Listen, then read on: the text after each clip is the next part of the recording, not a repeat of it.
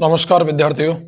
आ जाइए, एक बार फिर से स्वागत है आपका मेरे चैनल मैथ्स विद एल के तिवारी में। और हम यहाँ पर आपको 10th क्लास का सिलेबस कंप्लीट कराने के बाद में, जैसा कि आपको लास्ट क्लास में विदित करवाया था कि अब जो भी वीडियो आएंगी वो आपकी सिलेबस से संबंधित, क्या पढ़ना है क्या नहीं पढ़ना, किस हिसाब से मैटर को क्लियर करना है, कौन सी चीजें आपको पढ़ने में ज्यादा महत्वपूर्ण है, किन चीजों का आपको गहराई से अध्ययन करना है, ऐसी कौन सी एक्सरसाइज है जहां से आपको प्रश्न नहीं पूछा जाएगा। जी हाँ, बिल्कुल सही सुन रहे हो आप।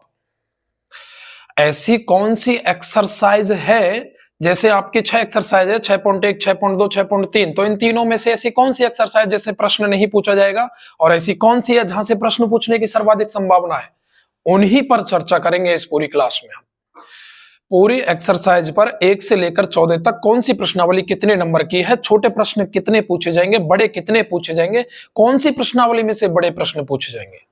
आ जाइए, मेरे साथ बने रहिए पूरी वीडियो में एंड तक। निश्चित रूप से आप अच्छे लेवल को पार करेंगे और वो दिन दूर नहीं जब आप मैथ्स में 100 में से 100 स्कोर करेंगे। औसत दर्जे का विद्यार्थी भी 80 प्लस नंबर लेकर के आएगा। ठीक है, तो आ जाइए, मैं आपसे बात कर रहा हूं यहां पर कि यहां साहब प्रत्येक प्रश्नावली को मैंने लिख रखा है। ध्यान दीजिए साहब, ये क्या लिख रखा है, इनको मैं प्रत्येक को खोल खोल करके समझाऊंगा। जैसे आपकी एक प्रश्नावली है साहब, वास्तविक संख्या। ठीक है, कितने नंबर की है? 4 नंबर की। ठीक है, 4 नंबर की प्रश्नावली है, तो उसमें क्या है कि कितने प्रश्न पूछे जाएंगे साहब? 3 प्रश्न। कितने नंबर के? 4 नंबर के। ठीक है साहब, अब ये है छोटे प्रश्न, एक एक नंबर के। आगे बात समझ में? एक एक नंबर के ये छोटे प्रश्न है यहां पर, और ये है एक बड़ा प्रश्न। यानी कि यहां पर जैसे मान के चलो, छोटे छोटे प्रश्नों के रूप में वास्तविक संख्या की कोई, जैसे आपके 1.1, 1.2 में छोटी छोटी कैलकुलेशन दी है, कोई परिभाषा के रूप में पूछ ले आपसे। ठीक है, और यहां पर 1-2 नंबर का प्रश्न पूछेगा साहब। 2 नंबर के प्रश्न में आपसे वो पूछ लेगा कि सिद्ध करो साहब, √3 एक अपरिमेय संख्या है, √5 है, या 2 - √3 एक अपरिमेय संख्या है। इनमें से 100% 1-2 नंबर का सवाल पूछेगा। यहां पर आ जाइए, वही विकल्प वाला प्रश्न है यहां पर। ठीक है, 2 प्रश्न है एक एक नंबर के, और यहां एक प्रश्न है साहब कितने नंबर का? 2 नंबर का। ध्यान दीजिए, 2 प्रश्न तो एक एक नंबर के हैं, यानी 2 छोटे प्रश्न हैं। ये कौन सी प्रश्नावली है? बहुपद वाली। छोटे प्रश्नों में वो आपसे शून्यकों के बारे में कोई संबंध स्थापित करवा सकता है। ठीक है, जो भी छोटी छोटी परिभाषा है वो पूछ सकता है। यानी आपको 2 छोटे छोटे प्रश्न हैं, यानी कि छोटे जितनी भी आपको परिभाषा लिखवाई है आपके गुरुदेव ने, वो याद करनी है। एक प्रश्न साहब 2 नंबर का है, वो 2 नंबर के प्रश्न में आपसे शून्यक के बारे में पूछेगा। ठीक है, 2 चर वाले रैखिक समीकरण। देखो, 2 प्रश्न एक एक नंबर के, यानी छोटे प्रश्न आपको याद करने हैं साहब। 2 छोटे प्रश्न इसमें से है। ठीक है, एक 2 नंबर का प्रश्न है, यानी 2 नंबर का प्रश्न आप लघुतरात्मक प्रश्न बोल सकते हैं, इनको बड़े प्रश्न तो नहीं बोलते। एक तो है छोटे प्रश्न, एक मध्यम दर्जे और एक उच्चतम दर्जे, यानी कि अति लघुतरात्मक, लघुतरात्मक और निबंधात्मक, इस प्रकार से व्यवस्था होती है। छोटे प्रश्न में क्या बोल रहा हूं आपको, एक तो विकल्प के रूप में और एक खाली जगह, इस प्रकार से। अब वो कैसे भी आए, खाली जगह के रूप में पूछे आपसे या विकल्प के रूप में पूछे, बात एक ही है। ठीक है, और एक 2 नंबर का प्रश्न आपसे इसमें से पूछेगा। द्विघात समीकरण वाली प्रश्नावली है, उसमें शून्यकों के बारे में है। यहां सॉरी, इसमें शून्यकों के बारे में नहीं, इसमें है। ठीक है, तो यहां पर आपसे एक ही पूछेगा 4 नंबर का सवाल, और वो शून्यकों के मध्य संबंध की सत्यता की जांच, या फिर 2 शून्यक निकलवाएगा। ठीक है, आपको वो सूत्र याद होने चाहिए। अब आ जाइए सब आपकी प्रश्नावली 5 समांतर श्रेणी। समांतर श्रेणी 6 नंबर की है, ये सब 4-4 नंबर की थी। ये कितने अंक बाहर की है सब? 6 नंबर की। 6 नंबर में क्या है, एक जो प्रश्न है वो तो है सब 1 नंबर का, एक जो प्रश्न है वो है सब 2 नंबर का, और एक जो प्रश्न है वो है कितने का? 3 नंबर का। इसका मतलब एक छोटा प्रश्न, अब वो चाहे बहुविकल्पी हो, चाहे रिक्त स्थान के रूप में हो, ठीक है, एक सब इसमें 2 नंबर का प्रश्न पूछेगा समांतर श्रेणी में, और 2 नंबर के प्रश्न में वो पूछ सकता है कि दी गई सीरीज समांतर श्रेणी है या नहीं। आपको जैसे द्वितीय पद में से प्रथम पद, तृतीय पद में से द्वितीय पद घटा करके यदि सार्वंतर सब जगह समान आ रहा है तो फिर हम आराम से निकाल लेते हैं। एक साब वो 3 नंबर का प्रश्न 100%, ये प्रश्न इस प्रकार से होगा, ये कोई आपसे पूछेगा समांतर श्रेणी है या नहीं, एपी के बारे में प्रश्न। 3 नंबर का जो प्रश्न है ना, ये साहब ये पूछेगा कि आपको 2 समीकरण देगा, पद देगा आपको, या तो अंत या फिर उनके अंतिम पद और एसएन, एएन और एसएन के मान देगा, और 2 समीकरण बनवा के फिर यहां से कुछ डिफाइन करवाएगा। या तो कोई पद पूछेगा, ठीक है, या फिर कोई पदों का योगफल दे करके और इसका पदों का योगफल कुछ भी पूछ सकता है। यानी एक बड़ा प्रश्न यहां से वो 5.3 में से बनने की संभावना है। ठीक है, यहां भी बड़ा प्रश्न है तो ये सब 4.2 में से। ठीक है, अब आ जाओ, त्रिभुज वाली प्रश्नावली है, 4 नंबर की है साहब। 2 प्रश्न तो है 1-1 नंबर के, और एक प्रश्न है साहब कितने नंबर का? 2 नंबर का। कुल टोटल प्रश्न देखो, इसके भीतर जो लिख रही है कोष्टक के, ये प्रश्नों की संख्या है, बाहर अंक बाहर है, तो ये 2 नंबर और ये 1 प्रश्न, ये 2 प्रश्न, 1-1 नंबर के 2 प्रश्न, यानी छोटे प्रश्न आएंगे कहां से? त्रिभुज से। तो त्रिभुजों से संबंधित नियम, त्रिभुजों के नियम है, ये 2 प्रश्न आएंगे यहां से, ध्यान रखना। दूसरी चीज, एक प्रश्न 2 नंबर का आएगा, एक प्रश्न कितने नंबर का? 2 नंबर का। 2 नंबर का मतलब है साहब लघुत्तरात्मक का। अब इसका मतलब यह है 6 प्रश्नावली में जितने भी बड़े सवाल हैं, ज्यादा बड़े सवाल वो नहीं आएंगे, छोटा सवाल आएगा। ठीक है, कैसे? आपको त्रिभुज देगा, इनके अनुपात देके और सिद्ध करवाएगा भाई ये समांतर है या नहीं, या फिर ये समांतर देगा और ये सिद्ध करवा लेगा भाई इनके अनुपात बराबर है या नहीं। थेल्स प्रमेय पर, कौन से प्रमेय पर? थेल्स प्रमेय पर। निर्देशांक ज्यामिति 7 प्रश्नावली, 2 प्रश्न 1-1 नंबर के, बिल्कुल छोटे प्रश्न हैं 2। देखो छोटे प्रश्न सब में है तो कहीं से नहीं छोड़ना है। फिर एक प्रश्न है 2 नंबर का, बिल्कुल साहब। एक प्रश्न 2 नंबर में वो कोई रेखाखंड का विभाजन, नॉर्मली मध्य बिंदु को निर्देशांक ज्ञात करवा लिए, या फिर कोई जैसे 3 नंबर का जो प्रश्न आएगा इसमें एक वो बड़ा प्रश्न है साहब, वो क्या है? वो ये है कि यहां से वो आपको सिद्ध करवाएगा कि ये बिंदु संरेख है, या फिर यहां से फाइनली के का मान जो अपन ज्ञात करते हैं ना, अनुपात के रूप में विभाजित करते हैं, के का मान जितने भी ज्ञात करते हैं वो 3, 4, 5 सवाल हैं वहीं से पूछ लेगा। अब आ जाइए त्रिकोणमिति पर, खा जाइए सब त्रिकोणमिति पर।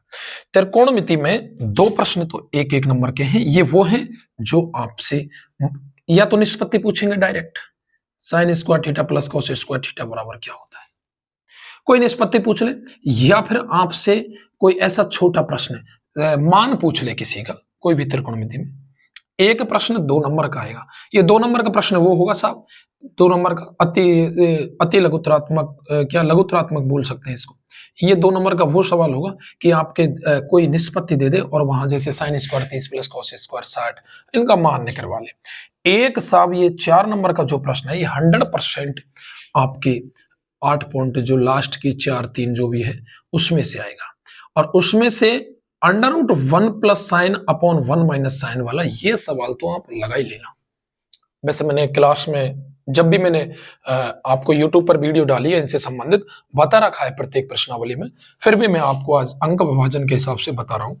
त्रिकोणमिति के अनुप्रयोग में ये 5 नंबर की है साहब। ये देखो 7 की थी, या 8 की, और ये 5 नंबर की। 3 प्रश्न 1-1 नंबर कहेंगे, इसका मतलब छोटे प्रश्न।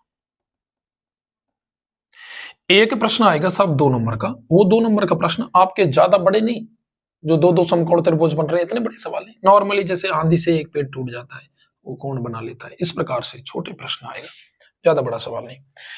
व्रत वाली जो प्रश्नावली है साहब, ये 6 नंबर की है। एक प्रश्न 1 नंबर का छोटा तो आएगा, नियम आपको याद रखने साहब। एक प्रश्न 2 नंबर का, 2 नंबर वाले में नॉर्मली व्रत की स्पर्श रेखा संबंधित कुछ भी।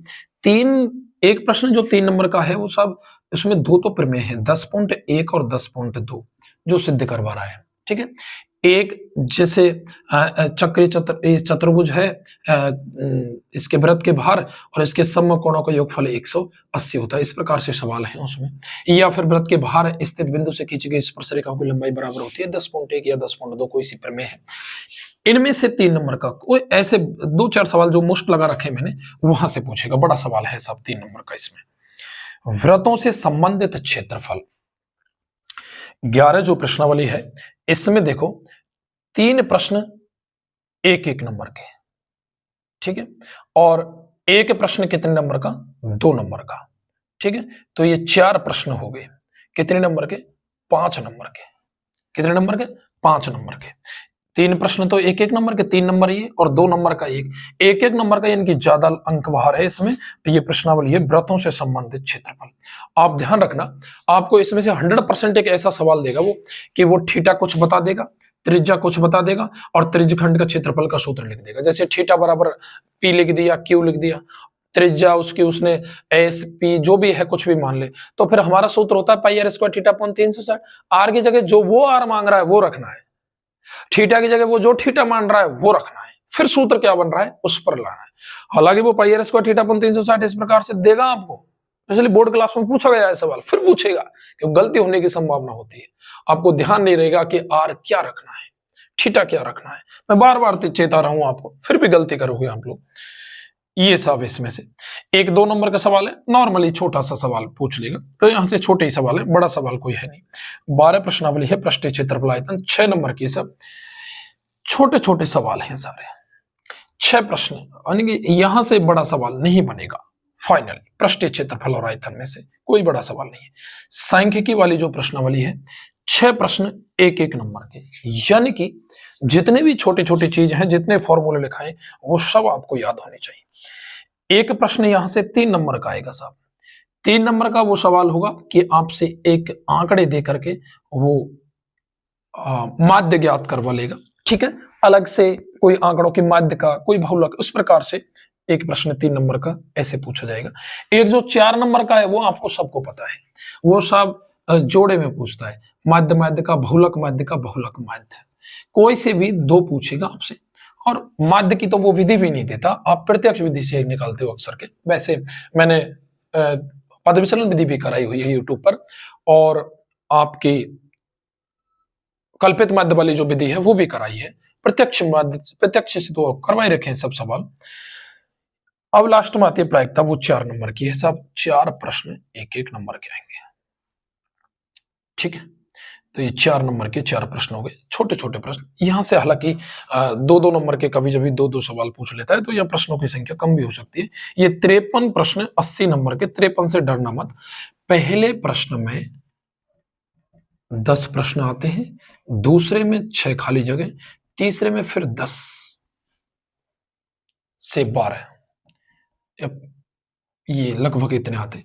इसका मतलब ये है साहब कि आपके ये 10-10, 20, 26, यानी आपके ये 10 नहीं, ये ज्यादा आते हैं, शायद मेरे हिसाब से 15 प्रश्न है। तो आपके 32 से 33 नंबर का, कितने नंबर का, 32 से 33 नंबर का मैटर साहब छोटे प्रश्नों का है। ये ध्यान रखना आप, छोटे प्रश्नों का मैटर है यदि इतने का, तो आप यकीन मानिए कि यहां से आपकी ये परसेंटेज बन रही है। जो भी आपके 17 अंक जाते हैं, 19 जाते हैं, 18 जाते हैं, 20 जाते हैं, वो परसेंट और जोड़ लो। अब ये अगर आपके छोटे प्रश्न याद है तो 20 और 32, ये आपके देखो 30, 20, 50, 52 बन गई। आपके यदि 18,000 है तो इसमें 18 जोड़ दो, 19,000 है तो 19 जोड़ दो। यानी 50% मैटर आपका छोटे प्रश्नों का है। कहां जोड़ रहे हो साहब? जितनी भी छोटी-छोटी चीजें प्रत्येक प्रश्नावली में उनको क्लियर कर दीजिए।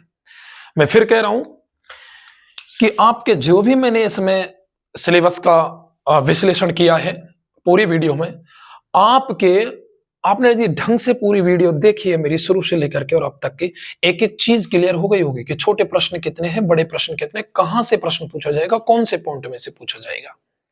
मैं आपसे फिर बात कर रहा हूं साहब कि छोटे छोटे प्रश्नों का मैटर टोटल है, पूरा है, आधा है, 50% मैटर छोटे प्रश्नों का है। अरे साहब 80 नंबर का पेपर है, उसमें से 30 से 32 नंबर के प्रश्न छोटे हैं। 30 से 32 नंबर के छोटे छोटे प्रश्न हैं। आप कहां जा रहे हो? आप बड़े प्रश्नों की तरफ मत भागिए। अब मैं आपसे बोल रहा हूं छोटे छोटे चीजों को क्लियर कीजिए, ठीक है? बड़े प्रश्न जिस प्रश्नावली में है, जो भी मैंने बता रखा है, 4 नंबर का, 1 नंबर का, 3 नंबर का, 5 नंबर का, 6 नंबर का, तो सवाल ही नहीं है, 5 नंबर का है अधिकतर। इस प्रकार से जो सवाल बताए हैं उनको क्लियर कीजिए। छोटे को बड़े नंबर के प्रश्न कहां से करने, जो आपको इसमें दे रखा है वो प्रश्नावली पढ़नी है। फालतू अब अभ्यास मत करो। उसी पैटर्न पर आपका अर्धवार्षिक पेपर आएगा इस बार, राजस्थान माध्यमिक शिक्षा बोर्ड का। इस बार पेपर जो पैटर्न है साहब, वो इसी आधार पर आएगा, बोर्ड के पैटर्न के आधार पर। ये ब्लूप्रिंट आया है अभी, तो इस हिसाब से आपको तैयारी करनी है। आई होप कि आप मेरी पूरी चीजों को समझ गए। यदि समझ में कोई चीज नहीं आती है तो कमेंट में आप जाकर के पूछ सकते हो, ठीक है साहब?